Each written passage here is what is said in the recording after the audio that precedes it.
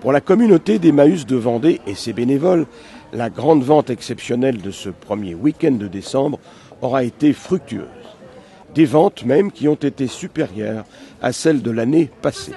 Ainsi en était-il à l'espace livre par exemple, où Guy, un compagnon d'Emmaüs, ne cachait pas sa satisfaction. On appelle une grande vente, c'est-à-dire qu'on sort des bibelots, des livres, des meubles qu'on garde toute l'année parce qu'ils sont un peu plus précieux ou un peu plus rares. Donc on peut en mettre en vente. Moi je mets quand même des livres anciens en vente toute l'année, mais c'est vrai qu'il faut quand même en garder un, parce que ce jour-là viennent des gens des fois de loin. Parce qu'ils le savent, il y a des gens qui ne font que les grandes ventes d'Emmaüs sur toute la France. Et ils se déplacent pour trouver une pièce rare. Ça peut arriver. Et cette année, on peut dire que c'était même meilleur que l'année dernière. Moi, oui. Pour nous, pour les livres, oui. Parce qu'on a presque fait le double. Alors, je ne sais pas, logiquement, on est aidé par le temps, pour dire ce qui est. Malheureusement, pour la cour.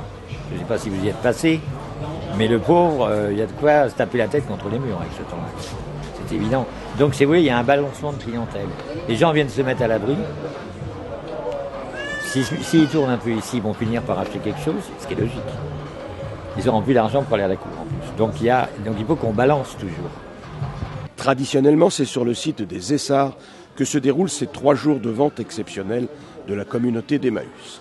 Occasion supplémentaire pour les bénévoles de se retrouver, car l'esprit de fraternité ne désarme pas dans cette institution.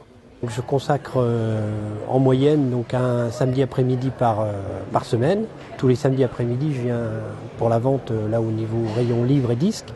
Puis de temps en temps, quand j'ai une RTT de plus, comme aujourd'hui, j'arrive. Vous êtes toujours sur la brèche quand même. Un petit peu, oui. Disons, c'est vrai que je participe peut-être pas autant que certains autres bénévoles parce que ça demande du temps de classer, de ranger.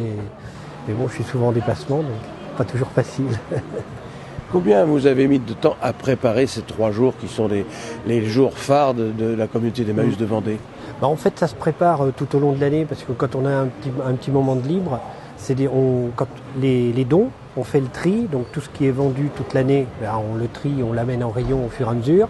Et puis tout ce qui est un peu plus collection, on le met de côté et puis on s'appuie sur d'autres compagnons ou d'autres salariés qui vont chercher sur Internet pour nous donner des idées de prix. Donc c'est au fur et à mesure de l'année que l'on stocke les belles choses, entre guillemets, et qu'on sort pour ces 3 jours. On parle déjà de l'année prochaine aux Essarts. Pour faire, on en est persuadé ici, encore mieux que cette année. C'est pas du... On n'est pas loin. Attends, il y a